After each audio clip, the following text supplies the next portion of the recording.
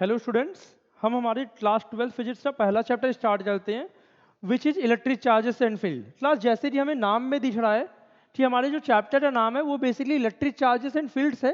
तो यहाँ पे क्लास हम दो चीज़ें पढ़ेंगे। पहला क्लास हम लोग यहाँ पे इलेक्ट्रिक चार्जेस के बारे में पढ़ेंगे, दूसरा क्लास यहाँ पे हम लोग इलेक्ट्रिक फील्ड्स के बारे में पढ़ेंगे। सबसे पहले क्लास हम लोग जो हमारा टॉपिक है हम स्टार्ट करते हैं with the topic electric charges.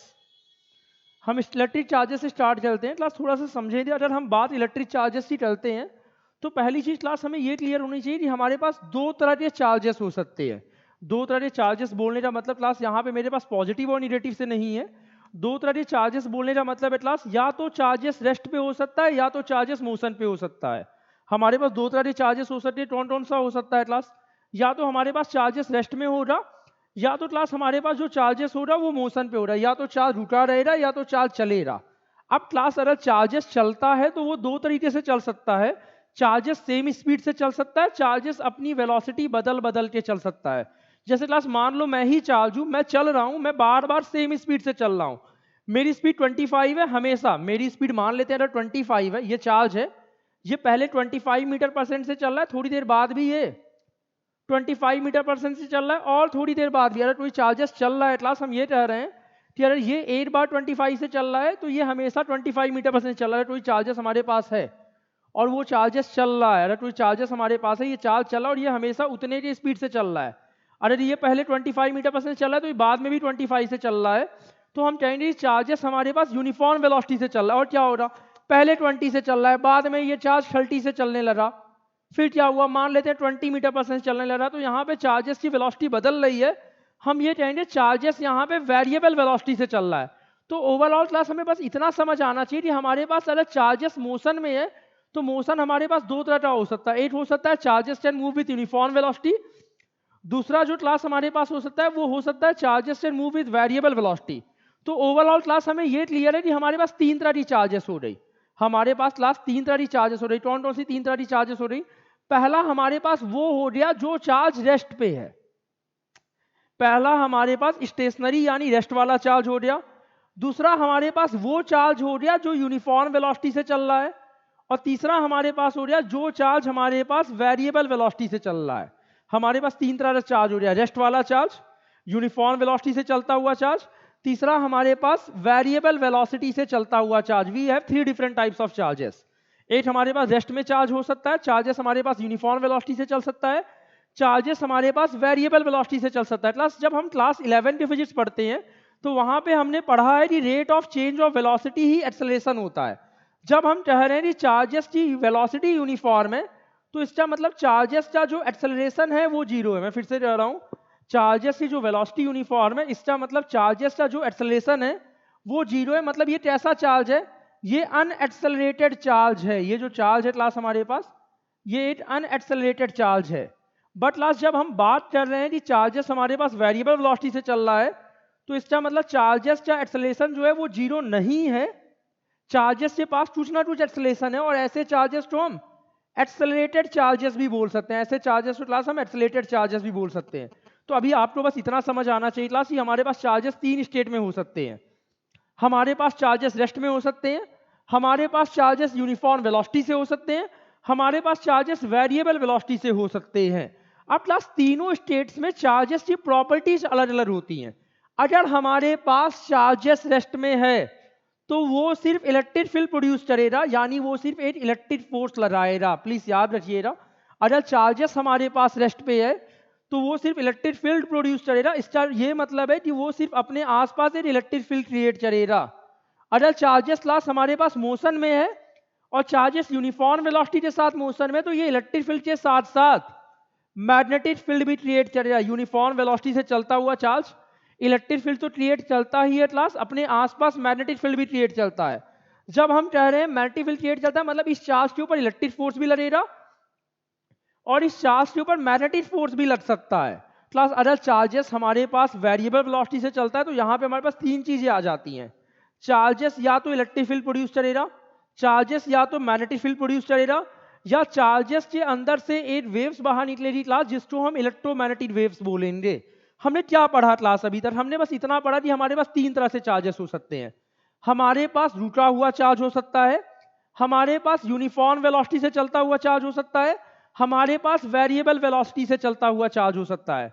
अगर हमारे पास चार्जेस एट रेस्ट है तो हम उसको क्या बोलेंगे, या वो क्या प्रोड्यूस करेगा। अगर हमारे पास चार्जेस एट रेस्ट है तो वो सिर्फ इलेक्ट्रिक फील्ड प्रोड्यूस करेगा, बट अगर हमारे पास चार्जेस इन मोशन है और वो यूनिफॉर्म वेलोसिटी से चल रहा है तो वो इलेक्ट्रिक फील्ड के साथ साथ मैग्नेटिक फील्ड भी प्रोड्यूस करेगा। अगर हमारे पास चार्जेस मोशन में है और वो वेरिएबल वेलोसिटी से चल रहा है तो वो इलेक्ट्रिक फील्ड के साथ साथ मैग्नेटिक फील्ड भी प्रोड्यूस करेगा और उसके अंदर से वेव्स बाहर निकलेगी जिसको हम इलेक्ट्रोमैग्नेटिक वेव्स कहेंगे। तो हमारे पास एक्सेलरेटेड चार्ज यानी वेरिएबल वेलोसिटी से चलता हुआ चार्ज तीन चीज चलता है, इलेक्ट्रिक फील्ड प्रोड्यूस करता है, मैग्नेटिक फील्ड प्रोड्यूस करता है और उसके अंदर से वेव्स निकलती है क्लास, जिसको हम इलेक्ट्रोमैग्नेटिक वेव्स बोलते हैं। इतना सब तो क्लियर हो रहा क्लास। अब क्या है, हम जब चैप्टर में क्लास देखिए फिजिक्स की हमारे पास बहुत सारी ब्रांचेस हैं। जैसे जब क्लास 11 की फिजिक्स हमने पढ़ के आई थी क्लास, तो हमने वहां पे क्या पढ़ा था, हमने मोशन के बारे में पढ़ा था जिसको हम काइनेमेटिक्स बोलते थे। हमने हीट के बारे में पढ़ा था जिसको बेसिकली हम थर्मोडायनेमिक्स में पढ़ते थे या थर्मो में पढ़ते थे। अब क्लास अगर हम चार्जेस तो रेस्ट पे पढ़ेंगे, फिजिक्स की वो ब्रांच जिसमें हम इलेक्ट्रिक चार्जेस एट रेस्ट पढ़ते हैं उसको हम इलेक्ट्रोस्टैटिक्स बोलते हैं।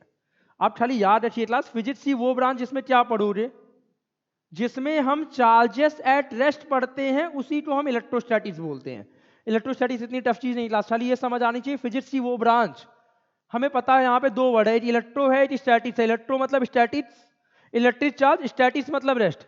तो फिजिक्स की वो ब्रांच जिसमें हम क्या पढ़ते हैं, खाली आपको ये क्लियर होना चाहिए क्लास, फिजिक्स की वो ब्रांच जिसमें हम क्या पढ़ते हैं, फिजिक्स की वो ब्रांच जिसमें हम चार्जेस के बारे में पढ़ते हैं, बट कौन सा चार्ज पढ़ते हैं, फिजिक्स की वो ब्रांच जिसमें हम चार्जेस पढ़ते हैं बट कौन सा चार्ज, फिजिक्स की वो ब्रांच जिसमें हम चार्जेस एट रेस्ट पढ़ते हैं उसको हम इलेक्ट्रोस्टैटिक्स बोलते हैं। खाली ये याद रखना है क्लास, फिजिक्स का वो ब्रांच जिसमें आप चार्जेस एट रेस्ट पढ़ते हो उसको हम इलेक्ट्रोस्टैटिक्स बोलेंगे।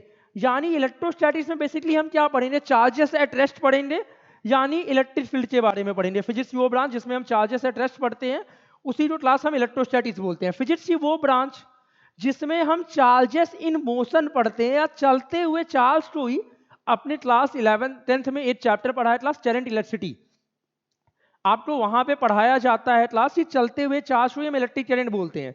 तो फिजिक्स की वो ब्रांच जिसमें हम इलेक्ट्रिक चार्जेस इन मोशन बोलते हैं उसी को हम इलेक्ट्रिक करंट या करंट इलेक्ट्रिसिटी बोलते हैं। उसी को हम क्या बोलेंगे, फिजिक्स की वो ब्रांच जिसमें हम क्या पढ़ेंगे, जिसमें बेसिकली हम चार्जेस इन मोशन पढ़ेंगे। फिजिक्स की वो ब्रांच जिसमें हम बेसिकली चार्जेस इन मोशन पढ़ेंगे उसी को हम करंट इलेक्ट्रिसिटी बोलेंगे। फिजिक्स की वो ब्रांच जिसमें हम चार्जेस इन मोशन पढ़ेंगे वो हमारे पास करंट इलेक्ट्रिसिटी होगा। क्लास ज्यादा टफ चीज अभी तक नहीं पढ़ा है, फिर से देखिए हमारे पास क्या है, चार्जेस तीन तरीके से होंगे, या तो चार्जेस रुका रहेगा, या तो चार्जेस यूनिफॉर्म वेलोसिटी से चलेगा, या तो चार्जेस वेरिएबल वेलोसिटी से चलेगा। अगर हमारे पास चार्जेस रेस्ट पे है तो वो बस इलेक्ट्रिक फील्ड प्रोड्यूस करेगा। अगर चार्जेस हमारे पास वेरिएबल वेलोसिटी से चल रहा है तो वो इलेक्ट्रिक फील्ड के साथ साथ मैग्नेटिक फील्ड प्रोड्यूस करेगा। अगर चार्ज हमारे पास, अगर चार्ज यूनिफॉर्म वेलोसिटी से चल रहा है तो इलेक्ट्रिक फील्ड के साथ साथ मैग्नेटिक फील्ड प्रोड्यूस करेगा। अगर चार्जेस हमारे पास वेरिएबल वेलोसिटी से चल रहा है तो इलेक्ट्रिक फील्ड भी प्रोड्यूस करेगा, मैग्नेटिक फील्ड भी प्रोड्यूस करेगा, प्लस उसके अंदर से एक वेव्स बाहर निकलेगी क्लास, या तो हम कह सकते हैं it will radiate electromagnetic waves.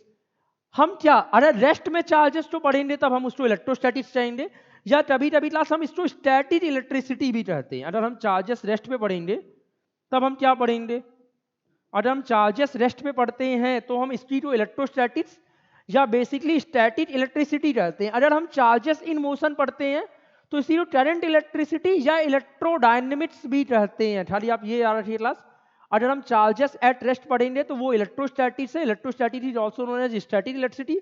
अगर हम चार्जेस इन मोशन पढ़ेंगे तो यही मेरे पास करंट इलेक्ट्रिसिटी है, current electricity is also known as electrodynamics. Current electricity को क्लास हम इलेक्ट्रोडायनेमिक्स कहते हैं। थोड़ा सा चीजों को और समझेंगे क्लास, यहाँ पे क्लास आपको समझ आता है इलेक्ट्रोस्टैटिक्स का मतलब आपको मैंने समझाया, पीछे अभी थोड़ी सी आप देखिए, अभी आपको मैंने समझाया अगर चार्जेस एट रेस्ट पढ़ेंगे तो वही मेरे पास इलेक्ट्रोस्टैटिक है। थोड़ा समझिएगा क्लास, यहाँ पे इलेक्ट्रोस्टैटिक्स का क्या मतलब है क्लास, आपको थोड़ा सा यहाँ समझ आना चाहिए। इलेक्ट्रोस्टैटिक्स क्लास हमारे पास दो वर्ड से मिलकर बना है, एक वर्ड हमारे पास इलेक्ट्रो है, दूसरा वर्ड हमारे पास स्टैटिक्स है। स्टैटिक्स का मतलब आपने पढ़ा है रेस्ट, स्टैटिक्स का मतलब आप पढ़ के आए हो रेस्ट। इलेक्ट्रो का मतलब, इलेक्ट्रो का मतलब क्लास आप जानते हो इलेक्ट्रिक चार्ज होता है। यहाँ पे दो वर्ड है क्लास, एक इलेक्ट्रो है दूसरा स्टैटिक्स है। इलेक्ट्रो का मतलब क्लास हमारे पास इलेक्ट्रिक चार्ज होता है, स्टैटिक्स का मतलब क्लास हमारे पास रेस्ट होता है। तो फिजिक्स की वो branch, the branch of the physics which deals with the study of charges at rest. Physics की वो ब्रांच जिसमें हम इलेक्ट्रिक चार्जेस पढ़ते हैं, बट इलेक्ट्रिक चार्जेस कब पढ़ते हैं? रेस्ट पे पढ़ते हैं। फिजिक्स की वो ब्रांच जिसमें हम इलेक्ट्रिक चार्जेस तो पढ़ते हैं, बट कब पढ़ते हैं? इलेक्ट्रिक चार्जेस एट रेस्ट पढ़ते हैं, उसी को हम इलेक्ट्रोस्टैटिक्स कहते हैं। खाली ये समझ आना चाहिए, फिजिक्स की वो ब्रांच जिसमें हम इलेक्ट्रिक चार्जेस पढ़ते हैं बट इलेक्ट्रिक चार्जेस रेस्ट पे पढ़ते हैं, उसी को हम इलेक्ट्रोस्टैटिक्स बोलते हैं। क्लास यहाँ पे थोड़ा सा एग्जाम्पल हमारे पास है। जैसे क्लास ये मेरे पास क्या है? एक स्पेयर है। इस स्पेयर को हमने चार्ज दे दिया, ये चार्जेस इसके सरफेस पे हैं। हमारे पास एक स्पेयर है, उस स्पेयर को मैंने चार्ज दे दिया, वो चार्जेस इसके सरफेस पे प्रेजेंट है। तो क्लास ये जो चार्जेस सरफेस पे प्रेजेंट है, ये मोशन में नहीं है, बल्कि वे चार्जेस क्या हैं? स्टेशनरी या रुके हुए हैं। जो चार्ज जहां है वहीं रहेगा। इस स्पेयर पे जो चार्जेस जहां है वो वहीं रहेगा। ये चार्जेस मोशन पे नहीं है, बल्कि ये चार्जेस रेस्ट पे है। तो इसी को पढ़ना क्या कहलाएगा? जैसे हम इस स्पेयर के बारे में पढ़े, इस स्पेयर के चार्जेस के बारे में पढ़े, तो इसी को हम इलेक्ट्रोस्टैटिक्स से, खाली इतना समझ आना चाहिए क्लास। फिजिक्स की वो ब्रांच जिसमें हम इलेक्ट्रिक चार्जेस को रेस्ट पे पढ़ेंगे, उसी को हम इलेक्ट्रोस्टैटिक्स कहेंगे। बस आपको खाली इतना क्लियर होना चाहिए क्लास। यही मैंने पढ़ाया, फिजिक्स की वो branch, study of this charges. This charges का क्या मतलब है? जो चार्जेस रेस्ट पे हैं उसी को हम क्या कहते हैं? इलेक्ट्रोस्टैटिक्स। इलेक्ट्रोस्टैटिक क्लास 8 वर्ड हम और यूज करते हैं, जिसको क्लास हम स्टैटिक इलेक्ट्रिसिटी कहते हैं। इतना होप्स तो सबको क्लियर होगा क्लास। अब हमने ये समझा रेस्ट वाले चार्ज को हम इलेक्ट्रोस्टैटिक्स कहते हैं, बट यही चार्जेस अगर चलता है तो हम उसको करंट इलेक्ट्रिसिटी कहते हैं। ज्यादा कुछ नहीं है। अगर चार्जेस, जैसे क्लास मेरे पास एक कॉपर वायर है, अरे क्लास इस कॉपर वायर को हम क्या करें? अगर बैटरी से कनेक्ट कर दें, मतलब इसका एक टर्मिनल हम निगेटिव कर दें, एक टर्मिनल हम पॉजिटिव कर दें। अरे मेरे पास कोई कॉपर वायर है, इस कॉपर वायर को हम क्या करें? हम एक बैटरी से कनेक्ट कर दें, तो आपको पता है क्लास इलेक्ट्रॉन का फ्लो होने लगेगा। इलेक्ट्रॉन कहाँ जाएगा? निगेटिव टर्मिनल से निकल के पॉजिटिव टर्मिनल की तरफ जाएगा, निगेटिव से निकल के पॉजिटिव की तरफ जाएगा। यहाँ पे हम फील करके देख सकते हैं क्लास। अगर हम क्या करें? अगर हम एक वायर ले रहे हैं, उसको हम बैटरी से कनेक्ट कर दे रहे हैं, तो चार्जेस यहाँ पे स्टेशनरी नहीं है, बल्कि चार्जेस यहाँ पे फ्लो हो रहे हैं। यहाँ पे चार्जेस स्टेशनरी नहीं है क्लास, यहाँ पे चार्जेस फ्लो हो रहे हैं। और ऐसे चार्जेस, ये यहाँ पे जो चार्जेस है क्लास, पिछले वाले स्लाइड में हमने देखा था, हमारे पास जो चार्जेस थे वो स्टेशनरी थे, बट क्लास यहाँ पे जो चार्जेस है वो चार्जेस हमारे पास मोशन में। और ऐसे चार्जेस को पढ़ना, स्टडी ऑफ दिस चार्जेस मतलब मोशन वाले चार्जेस को पढ़ना क्या चलाता है? इलेक्ट्रोडायनेमिक्स चलाता है, या हमारे पास इलेक्ट्रिसिटी चलाता है। खाली आपको ये समझ आना चाहिए क्लास। अगर हम चलते हुए चार्जेस को पढ़ेंगे तो हम उसी को क्या कहेंगे? अगर हम चलते हुए चार्जेस को पढ़ते हैं तो हम उसी को करंट इलेक्ट्रिसिटी कहते हैं या इलेक्ट्रोडायनेमिक्स कहते हैं। हम रुके हुए चार्जेस को पढ़ते हैं तो उसी को हम इलेक्ट्रोस्टैटिक्स कहते हैं। थोड़ा सा देख लेते हैं क्लास, हमने क्या समझा। हमने ज्यादा कुछ अभी तक नहीं समझा है क्लास। बेसिकली अगर थोड़ा सा हम पीछे जाएं, हमने यही समझा है इलेक्ट्रोस्टैटिक्स का मतलब, अगर हम रुके हुए चार्ज पढ़ रहे हैं तो वो इलेक्ट्रोस्टैटिक्स, अगर हम चलते हुए चार्ज पढ़ रहे हैं तो वही मेरे पास बेसिकली क्लास इलेक्ट्रोडायनेमिक्स है। अगर हम यही चार्जेस चलते हुए पढ़ रहे हैं तो इलेक्ट्रोडायनेमिक्स, हम रुके हुए चार्ज पढ़ रहे हैं तो इलेक्ट्रोस्टैटिक्स। यहाँ पे आपको याद हो रहा, चार्जेस दो तरह के थे, रेस्ट पे और मोशन पे। रुके हुए चार्ज को पढ़ना इलेक्ट्रोस्टैटिक्स, चलते हुए चार्ज को पढ़ना इलेक्ट्रोडायनेमिक्स। अगर रुका हुआ चार्ज है तो बस क्या पढ़ना है? हमें बस इलेक्ट्रिक फील्ड के बारे में पढ़ना है। अगर चलता हुआ चार्ज है, अगर यूनिफॉर्म वेलोसिटी से चल रहा है तो हमें इलेक्ट्रिक फील्ड भी पढ़ना है, उसके साथ साथ मैग्नेटिक फील्ड भी पढ़ना है। बट अगर वही चार्ज वेरिएबल वेलोसिटी से चल रहा है तो आपको यहाँ क्लियर था कि हमें इलेक्ट्रिक फील्ड भी पढ़ना था, मैग्नेटिक फील्ड के बारे में पढ़ना था, और इलेक्ट्रोमैग्नेटिक वेव्स के बारे में भी पढ़ना था। इतना सब कुछ क्लियर हो क्लास। हमारा फिजिक्स का ऑर्डर ही वैसे चलता है। हमारा पहला chapter electric charges and field, मतलब हम चार्जेस एट रेस्ट पढ़ेंगे। पहले चैप्टर में हम क्या पढ़ेंगे क्लास? पहले चैप्टर में हम चार्जेस एट रेस्ट पढ़ेंगे, जिसको हम इलेक्ट्रोस्टैटिक्स बोलेंगे। दूसरे, इसके बाद अगला चैप्टर क्या आ जाएगा? हमारे पास इलेक्ट्रिक करंट का आ जाएगा, जिसमें हम चार्जेस इन मोशन पढ़ेंगे। फिर हमारा अगला चैप्टर मैग्नेटिज्म का आ जाएगा, और इसके बाद जो अगला चैप्टर हमारे पास इलेक्ट्रोमैग्नेटिक वेव्स का आ जाएगा। हमारा पार्टेटिव फिजिक्स कुछ इसी तरह आगे बढ़ेगी क्लास। ये सारी चीज हमें समझ आ रही है। रेस्ट वाले चार्ज तो इलेक्ट्रोस्टैटिक्स, चलते हुए चार्ज को क्लास हम इलेक्ट्रोडायनेमिक्स बोल रहे हैं। तो क्लास हमें समझ आता है कि इलेक्ट्रोस्टैटिक्स और करंट इलेक्ट्रिसिटी में क्या अंतर है। इलेक्ट्रोस्टैटिक्स में हमें वो पढ़ना है जब चार्जेस स्टेशनरी है, करंट इलेक्ट्रिसिटी में हमें क्या पढ़ना है? यहाँ से क्लियर है, हमें वो पढ़ना है जब चार्जेस मोशन में है। क्लास अब फिर से बात वही आती, हमने ये तो पढ़ लिया असल तीन तरह के चार्जेस है, रेस्ट पे हैं, यूनिफॉर्म वेलोसिटी से हैं, वेरिएबल वेलोसिटी से हैं। बट क्लास हमने ये नहीं समझा कि चार्ज होता क्या है। क्लास एक चीज तो आपको आइडिया है कि चार्ज के नाते इलेक्ट्रिक फील्ड भी आ रही है, चार्ज के नाते मैग्नेटिक फील्ड भी आ रही है। आपको ये आइडिया जरूर है क्लास कि अरे इलेक्ट्रिक चार्ज है तो चार्ज के नाते सिर्फ इलेक्ट्रिक फील्ड नहीं आ रहा है। अगर चार्ज रेस्ट पे है तो इलेक्ट्रिक फील्ड आ रहा है, बट अगर चार्जेस मोशन में है तो इलेक्ट्रिक फील्ड के साथ साथ मैग्नेटिक फील्ड भी आ रहा है। चार्जेस मोशन में है तो उसके साथ इलेक्ट्रिक फील्ड के साथ साथ मैग्नेटिक फील्ड भी आ रहा है। तो क्लास हम यही बोलते हैं, चार्ज हमारे पास बेसिकली मैटर की प्रॉपर्टी है। हमने केमिस्ट्री में समझा है मेटल क्या होता है। चार्ज क्या है? चार्ज हमारे पास क्लास किसी भी मेटल की प्रॉपर्टी है। क्लास अब कुछ लोग कहेंगे सर मास भी तो मेटल की प्रॉपर्टी है। हाँ क्लास, मास भी मेटल की प्रॉपर्टी है, चार्ज भी मेटल की प्रॉपर्टी है, बट दोनों प्रॉपर्टी में कुछ डिफरेंस है जो हम आगे चल के पढ़ेंगे। अब इसलिए हमें यह समझ आना चाहिए mass is also the property of the metal, charge is also the property of the metal. Charge भी मेटल की प्रॉपर्टी है। चार्ज के नाते क्या होता है क्लास? चार्ज मेटल की वो प्रॉपर्टी है जिसके नाते दोनों तरह की फोर्सेस लगती हैं। जब हम चार्ज को इलेक्ट्रिक फील्ड में रख दे तो भी फोर्स लगेगा, जब हम चार्ज को मैग्नेटिक फील्ड में रख दे तो भी फोर्स लगेगा। खाली आपको ये समझ आना चाहिए क्लास, चार्ज मेटल की वो प्रॉपर्टी है जिसके नाते उसमें दोनों तरह की फोर्सेस लगती हैं। चार्ज को जब हम इलेक्ट्रिक फील्ड में, तो डिफिनीशन हमारे पास चार्ज का क्या है क्लास? हम यही बोले हैं चार्ज क्या है? फिजिकल प्रॉपर्टी है किसका? Charge is the physical property of the matter. Charge matter की ही प्रॉपर्टी है। Charge is the physical property of the matter due to which it experiences a force when placed in electric field, magnetic field और electromagnetic field. खाली हमें यह समझ आना चाहिए चार्ज भी मैटर की ही प्रॉपर्टी है, जिस नाते उसके ऊपर फोर्स लगता है जब हम उसको इलेक्ट्रिक फील्ड में रखते हैं या जब हम उसको मैग्नेटिक फील्ड में रखते हैं, जब दोनों फील्ड में हम साथ में रख देते हैं, जिसको हम बेसिकली इलेक्ट्रोमैग्नेटिक फील्ड कह रहे हैं। खाली ये समझ आना चाहिए चार्ज क्या है? मैटर की प्रॉपर्टी है। Charge is basically the property of matter. कौन सा फोर्स लगेगा? इलेक्ट्रिक फील्ड में रखने पे भी फोर्स लगेगा। अगर रेस्ट वाला चार्ज है तो आपको पता है इलेक्ट्रिक फील्ड में फोर्स लगाएगा। चलता हुआ चार्ज है तो मैग्नेटिक फील्ड में भी फोर्स लगाएगा। मतलब चार्ज को इलेक्ट्रिक फील्ड में रखेंगे तो भी फोर्स लगेगा, मैग्नेटिक फील्ड में रखेंगे तो भी फोर्स लगेगा, या तो फिर हम चार्ज को इलेक्ट्रोमैग्नेटिक फील्ड में रख दे तो भी चार्जेस पे फोर्स लगेगा। तो चार्ज का डिफिनीशन हमें क्लियर है। हमें तीन चीजें क्लियर होनी चाहिए। इलेक्ट्रोस्टैटिक, फिजिक्स की वो ब्रांच जिसमें हम चार्जेस एट रेस्ट पढ़ेंगे वो इलेक्ट्रोस्टैटिक। फिजिक्स की वो ब्रांच जिसमें हम चार्जेस इन मोशन पढ़ेंगे, या basically study of charges in motion ही करंट इलेक्ट्रिसिटी है। चार्ज क्या है? मैटर की वो प्रॉपर्टी या property of the matter due to which it experiences a force when placed in electric field, magnetic field और इलेक्ट्रोमैग्नेटिक फील्ड। मुझे लगता है चार्ज की डिफिनीशन भी सबको क्लियर होगी। कई लोग को लगता है सर चार्ज के नाते सिर्फ इलेक्ट्रिक फील्ड आएगा, नहीं, चार्ज के नाते इलेक्ट्रिक फोर्स भी आता है, मैग्नेटिक फोर्स भी आता है। मतलब चार्ज के नाते इलेक्ट्रिक फील्ड भी आएगा, चार्ज के नाते मैग्नेटिक फील्ड भी आएगा। यहाँ पे क्लास समझ आना चाहिए, जैसे अगर दो बॉडीज है, हमें ये पता है एक बॉडी पे पॉजिटिव चार्ज है, दूसरे बॉडी पे निगेटिव चार्ज है, तो दोनों के बीच में एक अट्रैक्टिव फोर्स लगेगी। अगर दो बॉडी है, एक के पास पॉजिटिव चार्ज है, दूसरे बॉडी के पास हमारे पास निगेटिव चार्ज है, तो दोनों बॉडी एक दूसरे को अट्रैक्ट करने लगेगी, यानी दोनों के बीच में एक अट्रैक्टिव फोर्स लगेगी। अगर क्लास हमारे पास दोनों बॉडी पे पॉजिटिव चार्जेस हैं, इस पे भी पॉजिटिव उस पे भी पॉजिटिव, तो दोनों एक दूसरे से दूर जाने लगेंगे। तो यहाँ पे कैसी फोर्स लगेगी? आप कह सकते हो सर यहाँ पे दोनों के बीच में एक रिपल्सन का फोर्स लगेगा। तो क्लास ये जो फोर्स लग रहा है, ये फोर्स किस नाते लग रहा है? ये फोर्स चार्ज के नाते ही लग रहा है। तो चार्ज क्या है? चार्ज बस एक प्रॉपर्टी है मैटर का, जिस नाते फोर्स लगता है किसमें? इलेक्ट्रिक फील्ड में, मैग्नेटिक फील्ड में, या तो फिर क्लास दोनों फील्ड आप साथ में ले लीजिए, जिसको हम कहते हैं इलेक्ट्रोमैग्नेटिक फील्ड में। क्लास हम यहां से स्टार्ट करते हैं।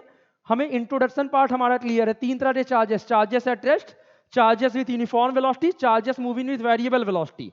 एक में इलेक्ट्रिक फील्ड आएगा, एक में इलेक्ट्रिक फील्ड के साथ साथ मैग्नेटिक फील्ड आएगा, एक में इलेक्ट्रिक फील्ड भी आएगा, मैग्नेटिक फील्ड भी आएगा, साथ ही साथ उसके अंदर से वेव्स निकलेगा जिसको हम इलेक्ट्रोमैग्नेटिक वेव्स बोलेंगे। रेस्ट वाले जो पढ़ने को इलेक्ट्रोस्टैटिक, मोशन वाले जो पढ़ने को इलेक्ट्रोडायनेमिक्स। चार्ज क्या था? मैटर की प्रॉपर्टी था जिस नाते फोर्स लग रहा था इलेक्ट्रिक फील्ड में, मैग्नेटिक फील्ड में, इलेक्ट्रोमैग्नेटिक फील्ड में। अब क्लास हम यही पढ़ने जा रहे हैं चार्जेस की प्रॉपर्टीज क्या क्या होती हैं। क्लास जो सबसे पहली प्रॉपर्टीज पे हम जाएंगे, पहली प्रॉपर्टीज हमें पढ़ता है, हमें समझने की भी जरूरत नहीं है क्लास, कि हमारे पास दो तरह के चार्जेस होते हैं। कौन कौन से चार्ज होते हैं क्लास? पहली प्रॉपर्टी आपको पता है क्लास कि हमारे पास दो तरह के चार्जेस होते हैं। एक हमारे पास होता है क्लास जिसको हम पॉजिटिव चार्ज बोलते हैं। एक क्लास हमें पता है कि एक चार्ज हमारे पास होता है क्लास जिसको हमने पॉजिटिव चार्ज बोला है। दूसरा चार्ज क्लास हमारे पास जो होता है उसी को हमने निगेटिव चार्ज बोला है। तो आपको बस ये समझ आना चाहिए कि हमारे पास दो तरह के चार्ज होते हैं। एक हमारे पास होता है जिसको हम पॉजिटिव चार्ज बोलेंगे, दूसरा हमारे पास होता है क्लास जिसको हम निगेटिव चार्जेस बोलेंगे। अब क्लास ये चार्जेस क्या डलता है आपको पता है क्लास?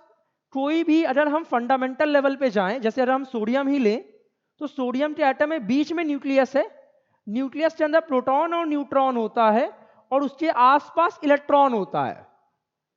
हमारे पास तीन फंडामेंटल चार्जेस हैं, इलेक्ट्रॉन, प्रोटॉन और न्यूट्रॉन। इस इलेक्ट्रॉन पे हमारे पास, इस प्रोटॉन पे जो चार्ज है क्लास हमने पॉजिटिव बोला है। हमने माना है क्लास ये जो प्रोटॉन के द्वारा चार्ज है कि चार्ज कैरिड बाई प्रोटॉन को हमने पॉजिटिव माना है, और जो चार्ज कैरिड बाई इलेक्ट्रॉन है क्लास उसको हमने निगेटिव माना है। ये बस याद होना चाहिए कि अगर इसके ऊपर पॉजिटिव चार्ज है मतलब ये प्रोटॉन की बात कर रहा है। अरे नेगेटिव चार्ज है मीन्स इलेक्ट्रॉन, आप खाली ये समझिए क्लास, अभी के लिए खाली ये अभी खाली आपको ये समझ आना चाहिए, किसी भी बॉडी के पास अगर पॉजिटिव चार्ज है मतलब वहां पे प्रोटॉन या तो ज्यादा हो सकता है, या बेसिकली आपको ये समझ आना चाहिए कि प्रोटॉन के ऊपर जो चार्ज होता है वो पॉजिटिव होता है, और जो इलेक्ट्रॉन पे चार्ज होता है वो बेसिकली क्लास हमारे पास निगेटिव होता है। ये सब तो पता भी है, सब पढ़ के भी आए हो क्लास। दूसरी चीज ये भी सब लोग पढ़ के आए हो क्लास, इलेक्ट्रॉन के ऊपर जितना पॉजिटिव चार्ज होता है उतना ही प्रोटॉन के ऊपर निगेटिव होता है। दोनों पे चार्जेस होते कितने हैं, जितना चार्जेस हमारे पास इलेक्ट्रॉन पे है उतने ही चार्जेस हमारे पास प्रोटॉन पे, और दोनों पे जो चार्जेस है वो 1.6 इंटू 10⁻⁻19 कूलम। अरे ये मेरे पास इलेक्ट्रॉन है तो इस पर कितना चार्ज होगा, 1.6 इंटू 10⁻⁻19 कूलम, बस इसके ऊपर इतना निगेटिव होगा। अगर ये मेरे पास प्रोटॉन है तो इसके ऊपर कितना चार्ज होगा, प्लस 1.6 इंटू 10⁻⁻19 कूलम। खाली आपको ये समझ आना चाहिए हमारे पास दो तरह के चार्जेस होते हैं, एक हमारे पास होता है पॉजिटिव चार्ज, दूसरा हमारे पास होता है निगेटिव चार्ज। जो प्रोटॉन के द्वारा चार्ज कैरी किया जाता है वो पॉजिटिव होता है, जो इलेक्ट्रॉन का चार्ज होता है वो निगेटिव होता है। और जितना पॉजिटिव चार्ज इलेक्ट्रॉन पे होता है उतना ही निगेटिव चार्ज, जितना पॉजिटिव चार्ज प्रोटॉन पे होता है उतना ही निगेटिव चार्ज हमारे पास इलेक्ट्रॉन पे होता है। जितना पॉजिटिव चार्ज हमारे पास प्रोटॉन पे उतना ही निगेटिव चार्ज क्लास हमारे पास इलेक्ट्रॉन पे। दोनों की वैल्यू 1.6 इंटू 10⁻⁻19 कूलम है क्लास। थोड़ा सा यहाँ पे चीजों, तो अब पहली प्रॉपर्टी हमें क्लियर था, हम दूसरी प्रॉपर्टी पे आते हैं। दूसरी प्रॉपर्टी भी क्लास हमें पता है कि अगर हम क्या बात करें, हमें पता है क्लास, ये भी हम बचपन से पढ़ते चले आए हैं कि अपोजिट चार्जेस एक दूसरे को अट्रैक्ट करता है और सिमिलर चार्जेस एक दूसरे को रिपेल करता है। जैसे क्लास अगर दो बॉल है, दोनों बॉल पे अगर by the way negative charges हो, अगर हमारे पास दो बॉल है, दोनों बॉल पे निगेटिव चार्ज हो तो ये दोनों बॉल दूर चले जाएंगे, ये दोनों बॉल दूर चले रहे हैं क्लास, डिस्टेंस बढ़ गई है। अगर दोनों बॉल पे पॉजिटिव चार्ज है तो भी ये दोनों बॉल दूर चले रहे हैं, दोनों बॉल के बीच में डिस्टेंस बढ़ गई है।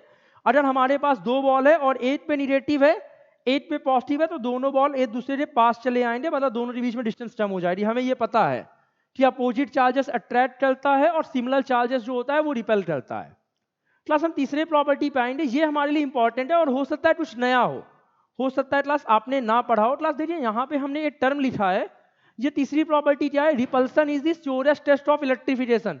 प्लीज इस प्रॉपर्टी को थोड़ा याद करिए, रिपल्सन क्या है। रिपल्सन हमारे पास जो है वो इलेक्ट्रिफिकेशन का श्योरेस्ट टेस्ट है। क्या मतलब है क्लास, क्लास इसका मतलब देखिए अभी हमने क्या पढ़ा, अभी हमने सीखा क्लास कि पॉजिटिव और पॉजिटिव चार्ज रिपेल करेंगे। अभी हमने क्लास ये भी पढ़ा कि निगेटिव और निगेटिव चार्जेस भी रिपेल करेंगे। और अट्रैक्ट कौन करेगा, अट्रैक्ट क्लास पॉजिटिव और निगेटिव करेगा। लेकिन क्लास एक पॉइंट और है जो हमें यहाँ पे ऐड ऑन करना पड़ेगा, अट्रैक्शन सिर्फ पॉजिटिव और निगेटिव चार्ज बॉडी में नहीं होता है। अगर एक बॉडी पे पॉजिटिव चार्ज है और एक बॉडी न्यूट्रल है, मैं फिर से कह रहा हूं, अगर एक बॉडी पे पॉजिटिव चार्ज है और दूसरी बॉडी न्यूट्रल है तो भी दोनों के बीच में अट्रैक्शन हो रहा है। अगर हमारे पास एक बॉडी है जिसके ऊपर पॉजिटिव चार्ज है और हमारे पास दूसरी बॉडी है जो न्यूट्रल है तो भी दोनों बॉडी के बीच में अट्रैक्शन हो रहा है। खाली इतना क्लियर होना चाहिए, अगर दोनों बॉडी पॉजिटिव तो रिपल्सन, दोनों बॉडी नेगेटिव तो रिपल्सन, पॉजिटिव और निगेटिव है तो अट्रैक्शन, पॉजिटिव और न्यूट्रल में भी रिपल्सन, निगेटिव और पॉजिटिव और न्यूट्रल में भी अट्रैक्शन, निगेटिव और न्यूट्रल में भी अट्रैक्शन। हमारे पास पॉजिटिव और न्यूट्रल है तो भी अट्रैक्शन हो रहा है और हमारे पास निगेटिव और न्यूट्रल है तो भी अट्रैक्शन हो रहा है। मतलब क्लास हमें क्या समझ आना चाहिए, हम क्लास ये कह रहे हैं जैसे अगर मुझे कोई भी दो बॉडी दे देता है, एक बॉडी ए दे दे रहा है और दूसरा बॉडी बी दे दे रहा है, हमसे बोल रहा है कि दोनों बॉडी अट्रैक्ट कर रहा है, क्या आप गारंटी ले सकते हो कि ये बॉडी इलेक्ट्रीफाइड है। दो बॉडी अट्रैक्ट कर रहा है, क्या आप बता सकते हो कि दोनों बॉडी इलेक्ट्रीफाइड है। प्लस अट्रैक्ट चल रहा है तो दोनों चांसेस हो सकता है एक पॉजिटिव एक निगेटिव। अट्रैक्शन के केस में क्लास न्यूट्रल भी तो हो सकता है। अट्रैक्शन के केस में हम ये गारंटी नहीं ले सकते कि दोनों बॉडीज पे ऊपर चार्ज है, क्योंकि attraction is possible between positive and neutral and negative and neutral body, positive और न्यूट्रल बॉडी, और साथ ही साथ निगेटिव और न्यूट्रल बॉडी में भी अट्रैक्शन पॉसिबल है।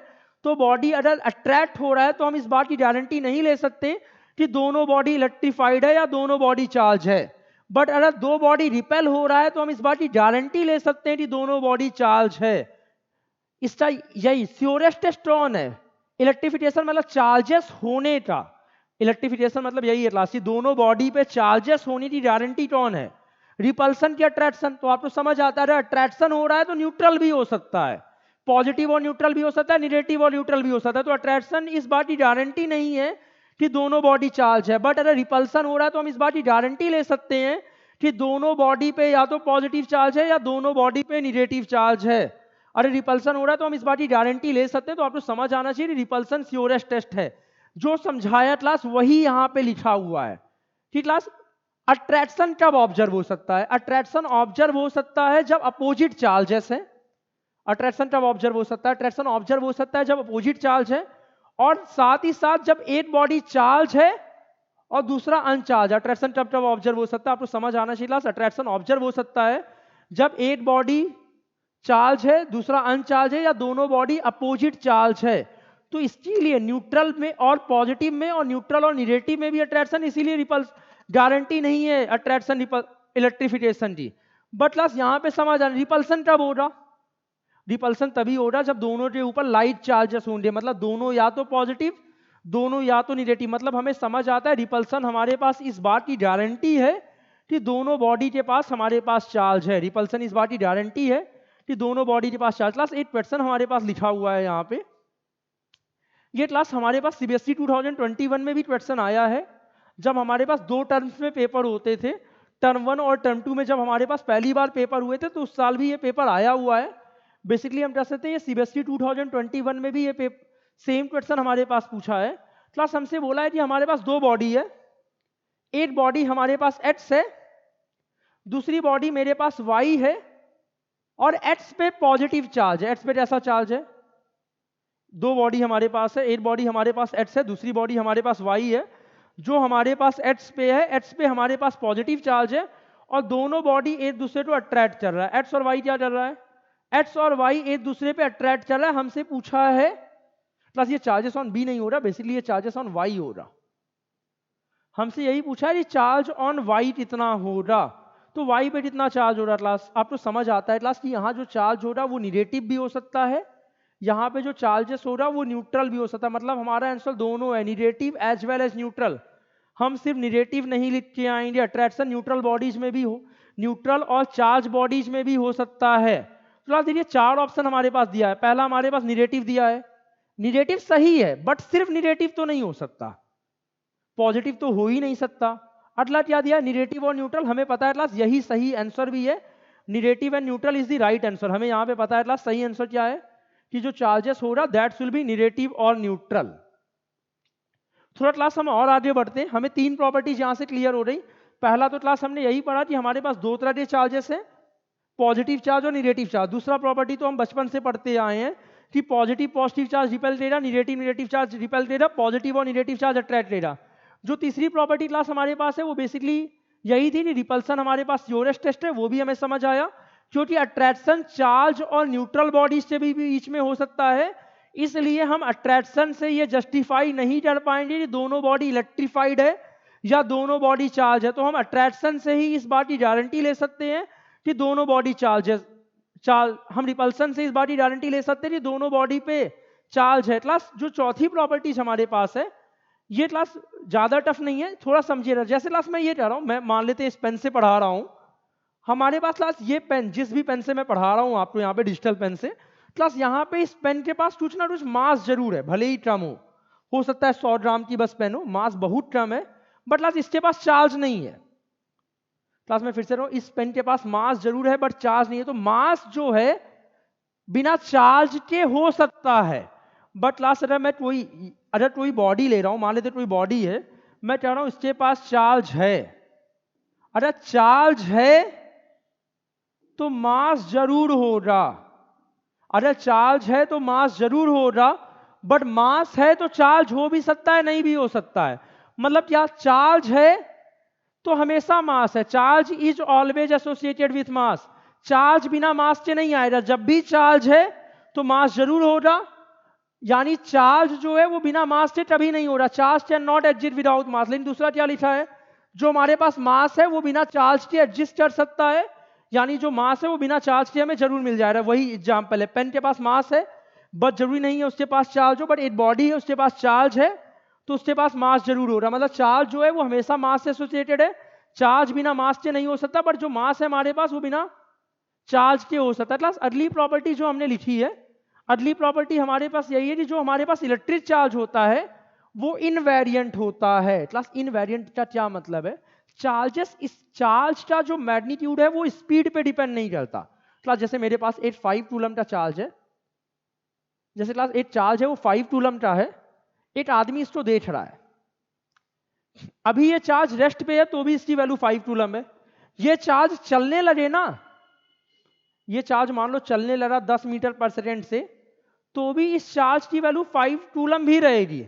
ये चार्ज और तेज चलने लगा, मान लो मैं मान लेता हूं स्पीड ऑफ लाइट से भी क्यों ना चलने लगे, तो भी इसकी वैल्यू 5 कूलम भी रहेगी। चार्ज अगर रेस्ट पे है तो भी वैल्यू 5 कूलम, चार्ज अगर चल रहा है तो भी वैल्यू 5 कूलम।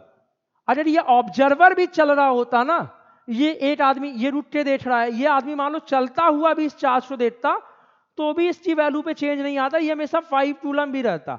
आपको खाली ये समझ आना चाहिए चार्ज इज इनवेरिएंट का ये मतलब होता है कि हमारे पास जो चार्ज का मैग्नीट्यूड है वो चेंज नहीं हो रहा, भले ही चार्ज की स्पीड कुछ भी हो जाए।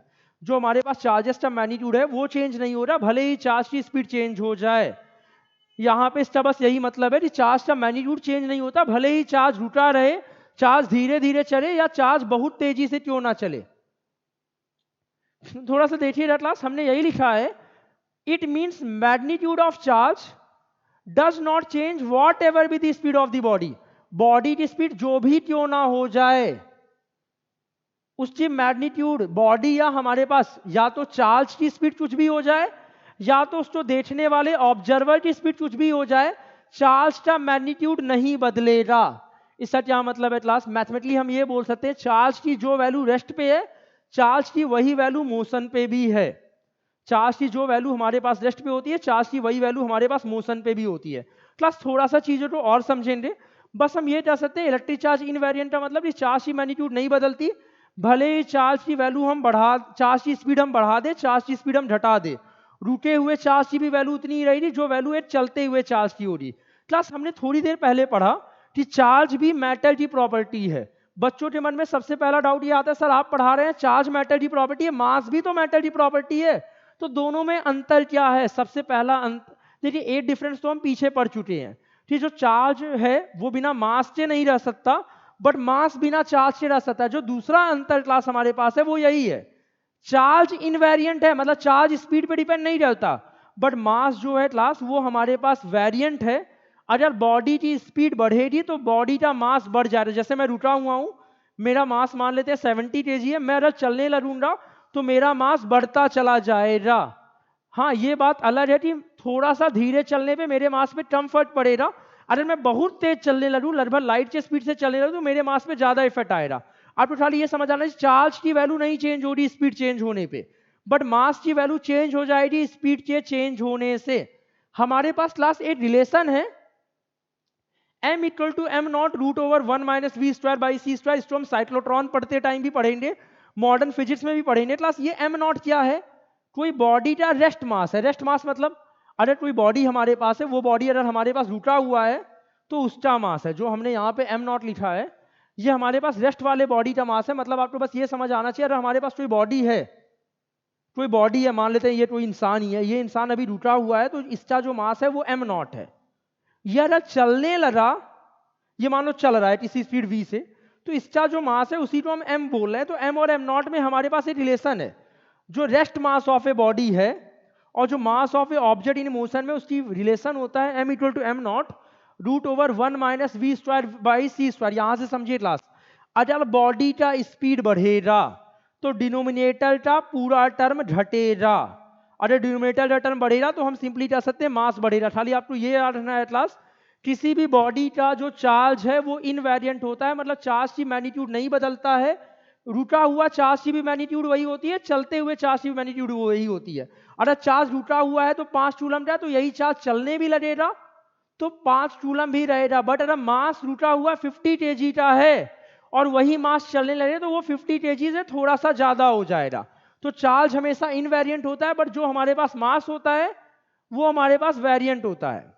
क्लास अगली प्रॉपर्टी जो हमारे पास है, इसमें कुछ भी नहीं समझाना है क्लास, हमें पता है स्केलर वेक्टर क्या होता है।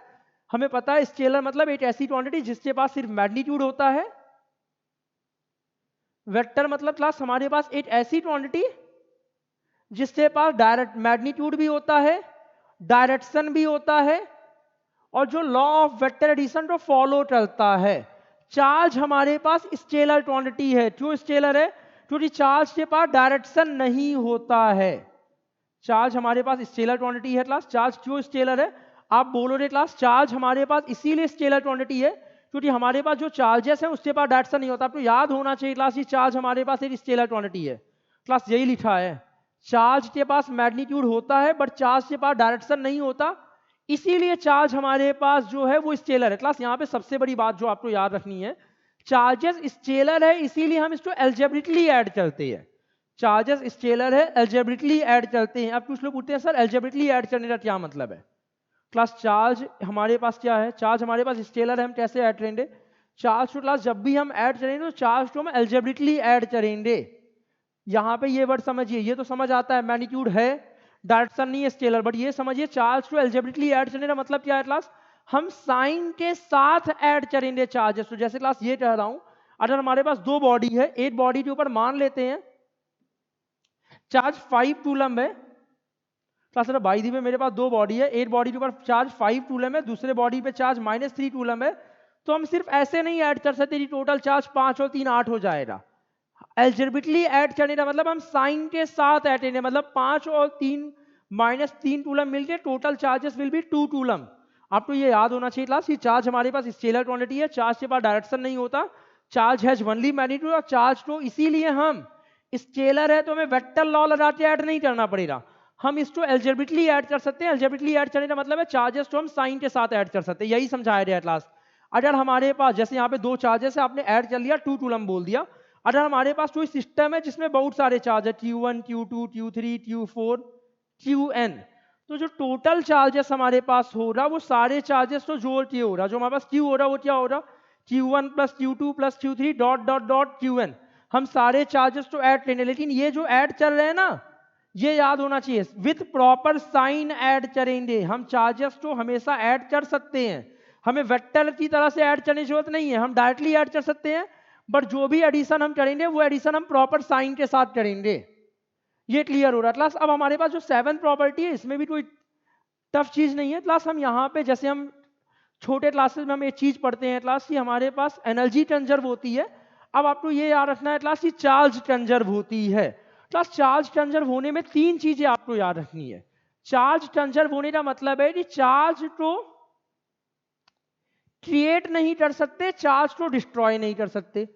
जैसे आप पढ़ते हो क्लास ये एनर्जी को क्रिएट और डिस्ट्रॉय नहीं कर सकते, वैसे ही हम चार्ज को क्रिएट और चार्ज को डिस्ट्रॉय नहीं कर सकते। जैसे क्लास हम पढ़ते हैं कि charge can neither be created not be destroyed, वैसे ही हम कहेंगे class energy can neither be created not be destroyed. दोनों एक ही जैसा है, एनर्जी क्रिएट नहीं हो रहा है, डिस्ट्रॉय नहीं हो रहा है, उसी तरह से चार्ज क्रिएट नहीं हो रहा है, डिस्ट्रॉय नहीं हो रहा है। दूसरा आपने क्या पढ़ा था, एनर्जी को हम एक फॉर्म से दूसरे फॉर्म में ट्रांसफर कर सकते हैं, तो कंजर्वेशन ऑफ चार्ज भी यही कहता है।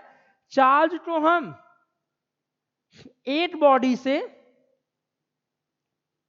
दूसरे बॉडी में ट्रांसफर कर सकते हैं। चार्ज को हम क्रिएट और डिस्ट्रॉय तो नहीं कर सकते, बट चार्ज को हम चाहें तो एक बॉडी से दूसरे बॉडी में ट्रांसफर कर सकते हैं। जैसे हम एनर्जी को क्रिएट और डिस्ट्रॉय नहीं कर सकते, एनर्जी को बस हम ट्रांसफॉर्म कर सकते हैं एक फॉर्म से दूसरे फॉर्म में, उसी तरह चार्ज को हम क्रिएट और डिस्ट्रॉय नहीं कर सकते, चार्ज को बस हम एक बॉडी से दूसरे बॉडी में ट्रांसफर कर सकते हैं। बट याद क्या रखना है, जो टोटल चार्ज हमारे पास होगा क्लास, जो हमारे पास टोटल चार्जेस होगा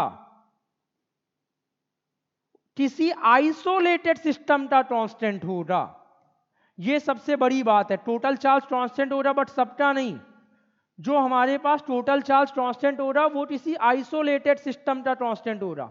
आपको खाली इतना याद रखना है क्लास, कि चार्ज को हम क्रिएट और डिस्ट्रॉय नहीं करेंगे, चार्ज को बस हम एक बॉडी से दूसरे बॉडी में ट्रांसफर कर देंगे। जो टोटल चार्ज होगा वो किसी आइसोलेटेड सिस्टम का कांस्टेंट होगा। क्या मतलब है आइसोलेटेड सिस्टम का, क्यों सिर्फ आइसोलेटेड सिस्टम में कांस्टेंट हो रहा है, ये मैं अभी समझा रहा हूं, 2 मिनट वेट कीजिएगा क्लास। 3 चीजें, चार्ज को हम क्रिएट और डिस्ट्रॉय नहीं कर सकते। Law of conservation of charge क्या कहता है? Law of conservation of electric charge यही कहता है कि charge can neither be created not be destroyed, it can only be transform from one body to another body, but total electric charge किसी भी isolated system का constant हो रहा है। वही जो 3 बातें हमने पढ़ी, 3 बातें हमने क्या क्या पढ़ा, कि चार्ज को हम क्रिएट और डिस्ट्रॉय नहीं करेंगे। 3 चीजें हमने क्या पढ़ा है क्लास? 3 चीज यही पढ़ा है, टोटल चार्ज कांस्टेंट है, बट किसका कांस्टेंट है? आप बोलोगे सर आइसोलेटेड सिस्टम का कांस्टेंट है। टोटल चार्ज कांस्टेंट है, बस आइसोलेटेड सिस्टम में कांस्टेंट है। यही तीन चीज तो क्लास हमने स्टेटमेंट में मिला दिया कि कंजर्वेशन ये चाहता है कि इलेक्ट्रिक चार्ज को हम क्रिएट और डिस्ट्रॉय नहीं करते हैं, इसको सिर्फ ट्रांसफर करते हैं हम एक बॉडी से दूसरे बॉडी पे। बट जो आइसोलेटेड सिस्टम पे हमारे पास टोटल चार्ज होता है वो कांस्टेंट होता है। अब बात यही आती है क्लास कि आइसोलेटेड सिस्टम का क्या मतलब है। क्लास थोड़ा सा समझेंगे यहाँ पे कि आइसोलेटेड सिस्टम का क्या मतलब। क्लास हम लाइफ में भी देखिए, इंग्लिश में भी ऐसे हम इंग्लिश का लिटरल वर्ड यूज करते हैं आइसोलेशन, कि हम आजकल आइसोलेशन में है। जो दुनिया में अकेला है हम कहेंगे कि वो आइसोलेशन में। आइसोलेशन मीन्स क्या होता है? अकेला। जैसे क्लास मेरे पास सिर्फ एक बॉडी ए है, सिर्फ ए है, ए के अलावा कोई नहीं है, तो हम कह सकते हैं ए आइसोलेटेड है। हमारे पास सिर्फ ए है, दुनिया में सिर्फ ए है, अकेला है, तो हम क्या कहेंगे? ए आइसोलेटेड है। बट क्लास अगर मेरे पास दो बॉडी हो जाए, मान लो मेरे पास ए भी हो जाए, उसके साथ साथ बी भी हो जाए, अगर मेरे पास ए भी है और बी भी है, तो यहाँ पे ए भी आइसोलेटेड नहीं है। आप ये नहीं बोल सकते क्लास कि ए आइसोलेटेड है। आप यहाँ ये नहीं बोल सकते कि ए आइसोलेटेड है। क्यों ए आइसोलेटेड नहीं है? ए इज नॉट आइसोलेटेड, क्योंकि बी तो है ना। ए के लिए कौन है? ए अकेला कैसे है भाई? ए के पास बी है, ए अकेला नहीं है। हम ऐसे अगर ये पूछे, हम ये भी नहीं कह सकते क्लास कि बी आइसोलेटेड है। हम क्लास ये भी नहीं कह सकते बी आइसोलेटेड है। क्यों बी आइसोलेटेड नहीं है? क्योंकि ए है। तो हम ये क्लास हम ये नहीं कह रहे हैं यहाँ पे आइसोलेटेड का मतलब समझिए, जो दुनिया में अकेला है उसको हम आइसोलेटेड कहेंगे। यहाँ पे ए आइसोलेटेड नहीं है। ए क्यों आइसोलेटेड नहीं? क्योंकि बी है। बी आइसोलेटेड नहीं है। बी क्यों आइसोलेटेड नहीं? क्योंकि हमारे पास ए है।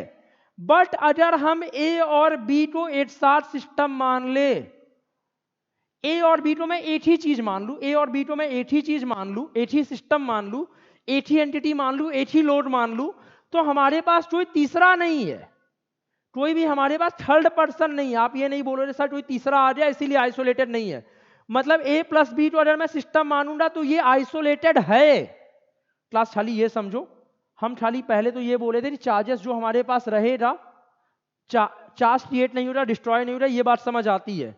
चार्ज एक बॉडी से दूसरे बॉडी में ट्रांसफर हो सकता है, बट चार्जेस कांस्टेंट रहेगा। किसका कांस्टेंट रहेगा?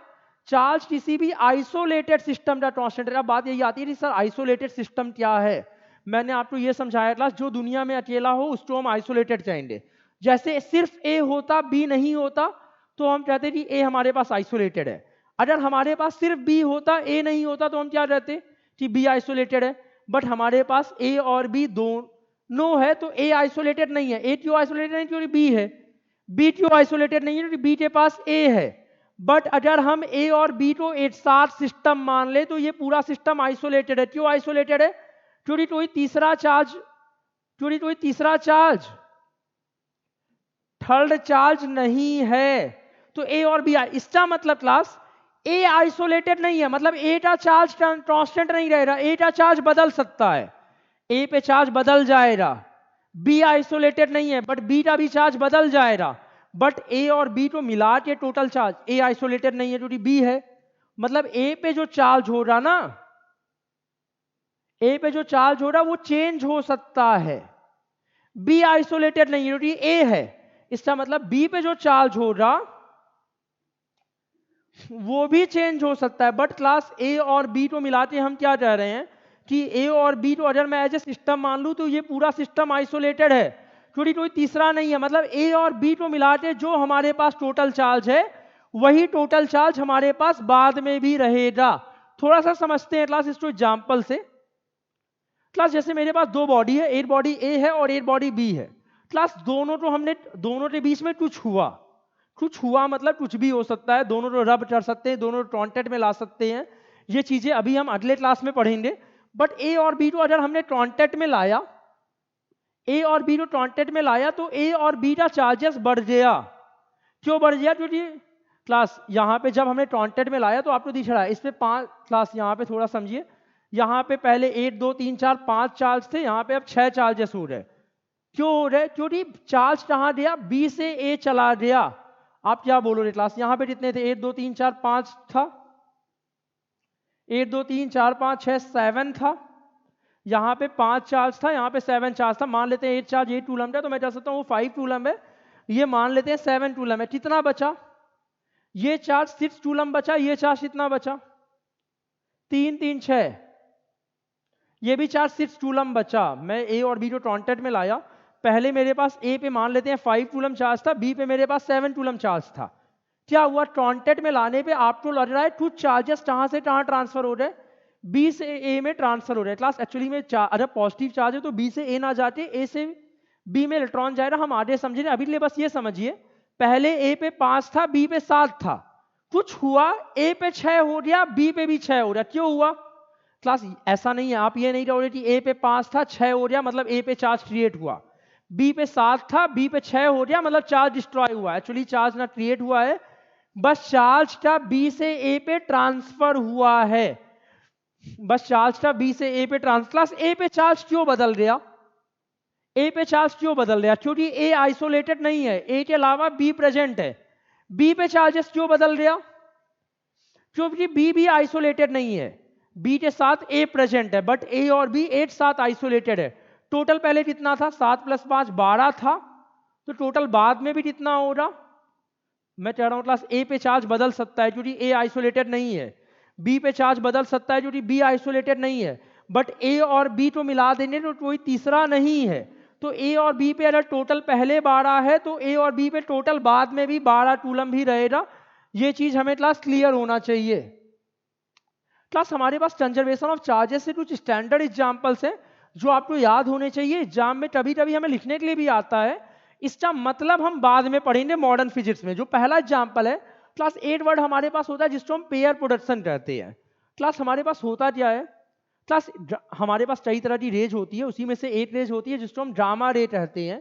क्लास यहाँ पे गामा रे क्या चलता है, एक इलेक्ट्रॉन में और एक पॉजिट्रॉन में कन्वर्ट हो जाता है। यहाँ एनर्जी का ट्रांसफर हो रहा है, यहाँ एनर्जी कन्वर्ट हो रही है मैटर में। हम ये मॉडर्न फिजिक्स में समझेंगे कि इलेक्ट्रॉन क्या है पॉजिट्रॉन क्या है।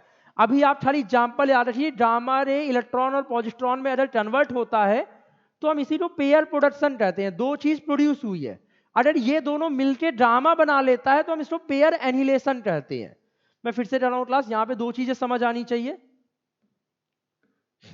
क्लास क्या हो रहा है, अगर गामा रेज, अगर हमारे पास गामा रेज क्या बना रहा है, इलेक्ट्रॉन और पॉजिट्रॉन बनाता है, तो दो पेयर प्रोड्यूस हुए हैं तो इसको हम पेयर प्रोडक्शन कहते हैं। बट ये दोनों मिलके फिर से गामा रेज बना लेता है तो इसको हम पेयर एनिहिलेशन कहते हैं। तो सबसे बेटर एग्जांपल हमारे पास कंजर्वेशन ऑफ चार्जेस का पेयर प्रोडक्शन और पेयर एनिहिलेशन है।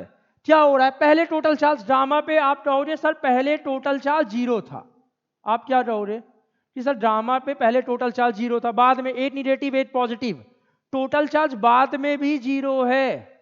जितना चार्ज पहले था उतना चार्ज बाद में भी है, चार्ज सिर्फ ट्रांसफर हुआ है बट टोटल चार्ज यहाँ पे सिस्टम आइसोलेटेड है तो कांस्टेंट ही है। तो पेयर प्रोडक्शन और पेयर एनिहिलेशन।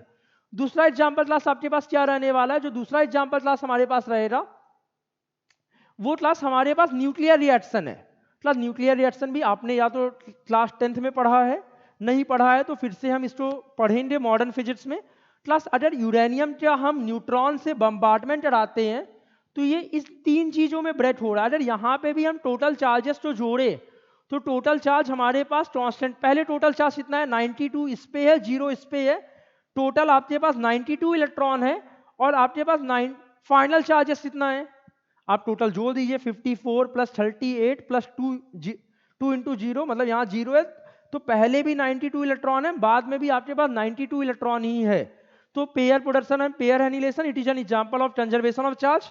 न्यूक्लियर रिएक्शन ये भी एग्जांपल है कंजर्वेशन ऑफ चार्ज का, ये हमने समझा। न्यूक्लियर रिएक्शन भी किसका एग्जांपल है, कंजर्वेशन ऑफ चार्ज का। तो लास्ट प्रॉपर्टी जो हमारे पास, सेकेंड लास्ट प्रॉपर्टी जो हमारे पास है क्लास, वो हमारे पास ये है क्लास, जो चार्ज का डिस्ट्रीब्यूशन है वो कंडक्टर की शेप पे डिपेंड करता है। आप याद रखिएगा क्लास कि जो भी हमारे पास चार्जेस का डिस्ट्रीब्यूशन होता है वो डिपेंड करता है कि हमारे कंडक्टर का शेप कैसा है। क्लास मैं यहाँ पे दो कंडक्टर ले रहा हूँ, थोड़ा समझिएगा प्लीज। क्लास ये कंडक्टर कैसा ले रहा हूँ, ये कंडक्टर जो है ये शार्प है, क्लास ये कंडक्टर है ये शार्प पॉइंटेड है, और ये जो कंडक्टर है इसका सरफेस फ्लैट है। पहले वाले में जो कंडक्टर है उसका सरफेस फ्लैट है, दूसरा वाला क्लास हमारे पास जो कंडक्टर है ये कंडक्टर पॉइंटेड है।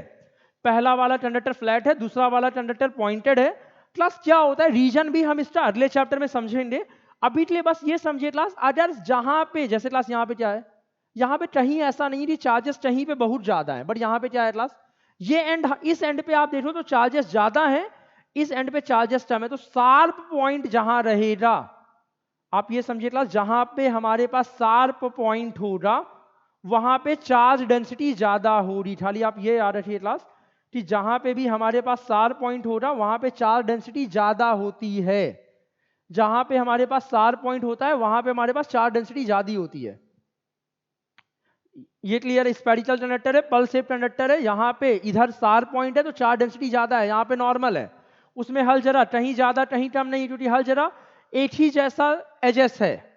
क्लास लास्ट प्रॉपर्टी पे हम आते हैं। क्लास जो हमारे पास लास्ट प्रॉपर्टी है, ये स्लाइड फिर से रिपीट हो रही है, लास्ट प्रॉपर्टी 9 ये नहीं है क्लास, हमारे पास प्रॉपर्टी नंबर 9 बेसिकली ये है, हमारे पास ये है प्रॉपर्टी नंबर 9। प्लस प्रॉपर्टी 9 हमारे पास क्या है, जो हमारे पास इलेक्ट्रिक चार्जेस होता है, आप ये याद रखिए, लास्ट प्रॉपर्टी हमारे पास यही है कि जो हमारे पास इलेक्ट्रिक चार्जेस होता है क्लास वो क्वांटाइज्ड होता है, जो हमारे पास क्लास इलेक्ट्रिक चार्जेस होता है वो क्वांटाइज्ड होता है। क्वांटाइज्ड का मतलब क्या है क्लास, क्वांटाइज्ड मतलब क्लास सारी वैल्यू, क्लास देखिए क्वांटाइजेशन हम सिर्फ चार्जेस में नहीं पढ़ेंगे, फिजिक्स में जब क्लास हम क्वांटाइजेशन पढ़ेंगे तो क्वांटाइजेशन हम कई और जगह पढ़ते हैं, क्वांटाइजेशन हम एनर्जी में भी पढ़ेंगे, जब हम मॉडर्न फिजिक्स पढ़ेंगे तो हम क्वांटाइजेशन एनर्जी में भी पढ़ेंगे। अभी हम क्वांटाइजेशन कहाँ पढ़ रहे हैं, अभी हम क्वांटाइजेशन चार्जेस में पढ़ रहे हैं। जब हम फिजिक्स पढ़ेंगे तो हम वहाँ पे, जब हम मॉडर्न फिजिक्स पढ़ेंगे तो हम क्वांटाइजेशन वहाँ पे एनर्जी का पढ़ेंगे। क्वांटाइजेशन का मतलब क्या है क्लास, थोड़ा सा एक दूसरे लेमैन के एग्जाम्पल टर्म में समझा रहा हूँ, थोड़ा सा समझिएगा। क्लास मेरे पास एक बच्चा है, मैं यहाँ पे बहुत सारे पैसे रख के इसको पैसा देना स्टार्ट कर रहा हूँ, इसको जब मैंने 100 रुपए दिया तो इसने वो पैसे ले लिए, जब मैंने इसको 125 रुपए दिया ना तो ये मना कर दिया, ये बोला हम वो पैसे नहीं लेंगे। जब हमने इसको 150 रुपीज दिया तो फिर से इसने पैसे नहीं लिए, बट जैसे ही मैंने इसको 200 रुपए दिया इसने पैसे ले लिए। फिर मैंने क्या दिया, फिर मैंने इसको 275 दिया, फिर से इसने पैसे नहीं लिए, फिर मैंने 300 दिया तो इसने ले लिए, मैंने फिर 725 दिया नहीं लिया, फिर मैंने 900 दिया तो ये पैसे ले लिए। तो हमने यहाँ क्या देखा क्लास, ये बच्चा जो पैसा ले रहा है वो सारा पैसा नहीं ले रहा है, ये जो पैसे ले रहा है ना ये 100 का बस मल्टीपल ले रहा है। कौन सा ले रहा है, बच्चा बीच में चिल्लर और बाकी सारा पैसा नहीं ले रहा है, मैं इसको 100 के मल्टीपल्स में नोट दे रहा हूं ना, इसको 100 के मल्टीपल्स में दे रहा हूं तो ले रहा हूं। कौन सा मल्टीपल, 100 का इंटीजर मल्टीपल, मतलब 100 इंटू 1 मैंने 100 दिया ले लिया, 100 इंटू 2 मैंने 200 दिया ले लिया, 100 इंटू 3 मैंने 300 दिया ले लिया, 100 इंटू 4 मैंने 400 दिया इसने ले लिया। मैं 100 के मल्टीपल में पैसे दे रहा हूं तो वो पैसे ले रहा है, और वो बाकी सारे कोई भी पैसे नहीं ले रहा है। तो लास्ट ऐसा ही चार्ज है, अभी हम समझेंगे चार्ज की सारी वैल्यू पॉसिबल नहीं हो रही, कुछ वैल्यू हो रही, चार्ज सिर्फ उसके मल्टीपल में ले रहा, हमारे पास जो वैल्यू हो रही चार्ज की सारी वैल्यू पॉसिबल नहीं है। क्लास यहां पे थोड़ा सा समझिएगा, क्वांटाइजेशन ऑफ चार्जेस क्लास हमारे पास बेसिकली होते क्या है, क्लास थोड़ा सा फिर से यहां समझो।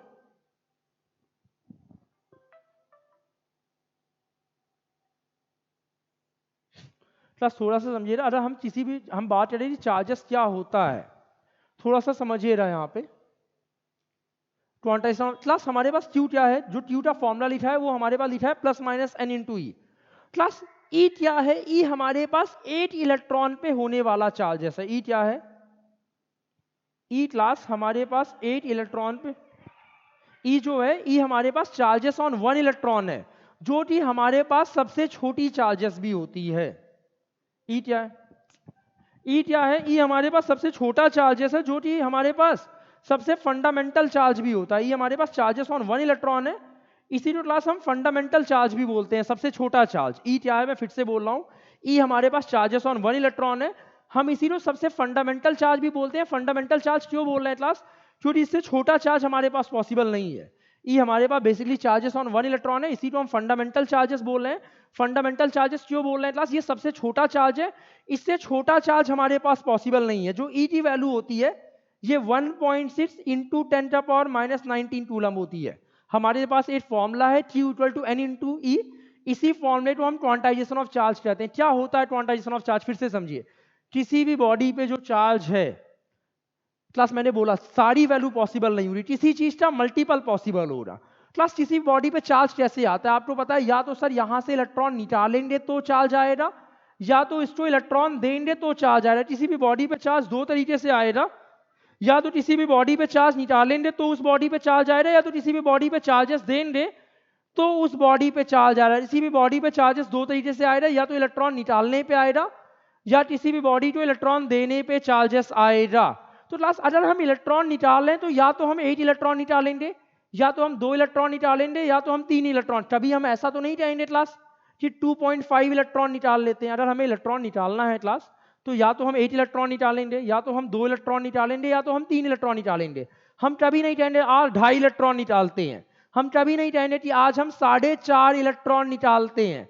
अगर इसको इलेक्ट्रॉन देना भी होगा ना तो हम या तो 8 इलेक्ट्रॉन देंगे, या तो 2 इलेक्ट्रॉन देंगे, या तो 3 इलेक्ट्रॉन देंगे। कभी भी हम डेसिमल में इलेक्ट्रॉन दे और ले नहीं सकते। तो ये n क्या है? n नंबर ऑफ इलेक्ट्रॉन है जो कि हमेशा इंटीजर ही होता है। क्लास ये समझिए, किसी भी बॉडी पे जो चार्ज है वो या तो 8 इलेक्ट्रॉन जितना चार्ज होगा, या किसी भी बॉडी पे जो चार्ज है वो 2 इलेक्ट्रॉन जितना चार्ज होगा। मतलब चार्जेस की सारी वैल्यू पॉसिबल नहीं है। जो चार्जेस पे वैल्यू है ये 8 इलेक्ट्रॉन पे जो चार्जेस है उसका इंटीग्रल मल्टीपल है। जो चार्जेस पे वैल्यू है ये 8 इलेक्ट्रॉन पे चार्जेस का इंटीग्रल मल्टीपल है। फिर से समझ लेते हैं क्लास, थोड़ा सा तेजी से समझिए। यहाँ पे क्लास हमसे ये लिखा है, क्वांटाइजेशन ऑफ चार्ज यही कह रहा है कि किसी भी बॉडी पे जो चार्जेस हैं, चार्ज ऑन एनी बॉडी, किसी भी बॉडी पे जो चार्ज हो रहा वो किसका ये हो रहा? 8 इलेक्ट्रॉन पे जो चार्ज है, यानी जो फंडामेंटल चार्ज है, जो क्या है, जो फंडामेंटल चार्ज है, यानी जो 8 इलेक्ट्रॉन पे चार्ज है उसका हमेशा इंटीग्रल मल्टीपल ही होगा। क्वांटाइजेशन ऑफ चार्ज फिर से कह रहा हूं क्लास, क्वांटाइजेशन ऑफ चार्जेस क्या कह रहा है? सारी वैल्यू पॉसिबल नहीं हो रही इंटीजर में। जैसे उस बच्चे को हम पैसे दे रहे थे, वो 100 ले रहा था, 200 ले रहा था, 300 ले रहा था, 100 का इंटीजर मल्टीपल ले रहा था। तो ऐसा ही होता है क्वांटाइजेशन ऑफ चार्जेस कि सारी वैल्यू पॉसिबल नहीं है। किसी भी बॉडी पे जो चार्ज होगा, क्या है क्वांटाइजेशन ऑफ चार्ज? फिर से समझिए, किसी भी बॉडी पे जो चार्ज होगा, हमारे पास किसी भी बॉडी पे जो चार्ज होगा वो 8 इलेक्ट्रॉन पे जो चार्ज है उसका इंटीग्रल मल्टीपल होगा। तो चार्ज क्या हो रहा है? या 8 इलेक्ट्रॉन पे जो चार्ज है उसका मल्टीपल, या फिर 2 इलेक्ट्रॉन पे जो चार्ज है उसका मल्टीपल, या तो फिर चार्जेस जो है वो कितना कितना हो रहा? आप बोल रहे क्लास जो चार्जेस हो रहा वो 8 इलेक्ट्रॉन पे जो चार्ज है उसका मल्टीपल, या 2 इलेक्ट्रॉन पे जो चार्ज है उतना हो रहा है, या 3 इलेक्ट्रॉन पे जो चार्ज है। मतलब हम कह सकते हैं जो चार्जेस हो रहा है वो ई का इंटीग्रल टाइम्स मल्टीपल हो रहा है। यही होता है क्वांटाइजेशन ऑफ चार्ज, कि किसी भी बॉडी पे जो चार्ज है वो इंटीजर टाइम्स है चार्ज ऑन 1 इलेक्ट्रॉन के। कुछ टफ चीज नहीं है क्लास, हम खाली ये कह रहे हैं कि चार्ज क्वांटाइज्ड है। इस बात का खाली ये मतलब है क्लास, किसी भी बॉडी पे चार्जेस की सारी वैल्यू पॉसिबल नहीं है। किसी भी बॉडी पे जो चार्ज हो रहा वो 8 इलेक्ट्रॉन पे जो चार्ज है उसका हमेशा इंटीग्रल मल्टीपल होगा। Charge on any body will always be an integral multiple of charge on 1 electron. किसी भी बॉडी पे जो चार्ज है वो हमेशा 8 इलेक्ट्रॉन पे जो चार्ज है उसका इंटीग्रल मल्टीपल हो रहा है। क्लास हमारे पास एक क्वेश्चन यहाँ पे है, क्लास हमसे पूछा है क्या बॉडी के पास 1.6 इंटू 10⁻⁻19 कूलम चार्ज हो सकता है कि नहीं हो सकता है? क्लास इसको अगर मैं सॉल्व करूँ, हमारे पास क्यू कितना होता है आपको पता है क्लास? क्यू एन होता है। क्यू कितना दिया है? 1.6 इंटू 10⁻⁻19 एन। ई की वैल्यू भी क्लास हमें पता है 1.6 इंटू 10⁻⁻19। क्लास यहां से 1 ये कैंसिल आउट हो जाएगा, एन की वैल्यू 1 आएगी। आपको पता है क्लास 1 क्या है? जो 1 है वो एक इंटीजर है। मतलब हम किसी भी बॉडी को 8 इलेक्ट्रॉन दे भी सकते हैं। इतना चार्ज देने के लिए किसी भी बॉडी से या तो हमें 8 इलेक्ट्रॉन देना पड़ेगा या 8 इलेक्ट्रॉन लेना पड़ेगा। हम 8 इलेक्ट्रॉन दे भी सकते हैं, 8 इलेक्ट्रॉन ले भी सकते हैं। मतलब ये वाला चार्जेस पॉसिबल है बॉडी पे। क्लास दूसरा क्वेश्चन हमारे पास क्या कह रहा है? क्या 8 इंटू 10, ये पहला था। हमारे पास दूसरा क्वेश्चन क्या कह रहा है क्लास? दूसरा क्वेश्चन क्या रहा है क्लास? क्या ये चार्ज पॉसिबल है? कौन सा? 8 इंटू 10⁻⁻19 कूलम पॉसिबल है।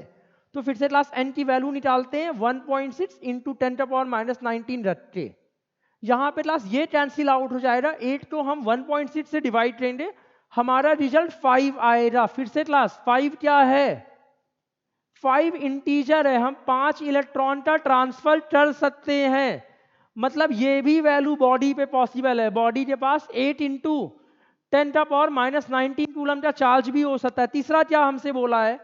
क्या बॉडी के पास 4 इंटू 10⁻⁻⁹ कूलम चार्ज हो सकता है? हमने यहाँ रख दिया 4 into 10⁻⁻⁹ equal to n into E 1.6 into 10⁻⁻⁹। Class यहाँ पे समझिए ये फिर से कैंसिल आउट हो जाए, डिवाइड करके जो n की वैल्यू आई है ना, ये हमारे पास 2.5 आया है। हमें पता है क्लास ये इंटीजर नहीं है, हम कभी भी 2.5 इलेक्ट्रॉन का ट्रांसफर नहीं कर सकते, कभी भी हम 2.5 इलेक्ट्रॉन का ट्रांसफर नहीं कर सकते। मतलब ये वाला चार्ज किसी भी बॉडी पे नहीं हो सकता, किसी बॉडी के पास 4 इंटू 10⁻⁻⁹ कूलम का चार्ज नहीं हो सकता। हम चौथे पे आ रहे हैं। चौथा हमसे ये पूछा है कि क्या 4 कूलम का चार्ज पॉसिबल है? क्लास ये क्वेश्चन थोड़ा इंपॉर्टेंट है, प्लीज समझिएगा, ये क्वेश्चन थोड़ा ध्यान से देखिएगा, क्योंकि अगला कंसेप्ट भी मेरे पास इसी क्वेश्चन से ही आएगा। थोड़ा प्लीज ध्यान से समझिएगा। क्लास जब मैंने Q तो लिखा है, Q मेरे पास 4 कूलम है, अगर हम इसको लिख रहे हैं Q तो Ni के बराबर हम अगर चलते हैं, यहाँ पे फिर से जा रहा हूँ, Q जो मेरे पास है वो बेसिकली 4 कूलम है। अगर Q तो मैं यहाँ पे Ni के बराबर करूँ, अगर Q तो यहाँ पे क्लास में Ni के बराबर चलता हूँ, तो Q दिया है 4 कूलम। E की वैल्यू क्लास हमें पता है 1.6 इंटू 10⁻⁻⁹ होता है। जो E की वैल्यू होती है क्लास वो 1.6 क्लास। अरे इसको सॉल्व किया जाए तो ये 4 डिवाइड बाई 1.6 इंटू 10⁻⁻⁹ आएगा। 4 को क्लास जब हम 1.6 से डिवाइड करेंगे तो फिर से ये 2.5 आएगा, बट क्लास 10⁻⁻⁹ ऊपर जाके 10⁻+19 हो जाएगा। क्लास कई लोग को लगता है सर ये डेसिमल है तो पॉसिबल नहीं है, सीधे सीधे लिख देते हैं नॉट पॉसिबल। बट क्लास एक चीज समझिए, साथ में जो 10⁻9 है ना, अगर हम लिखे 25 यहाँ पे 0 0 0 18 बार 0 और आएगा इसके आगे, तो ये अपने आप इंटीजर बन जाएगा।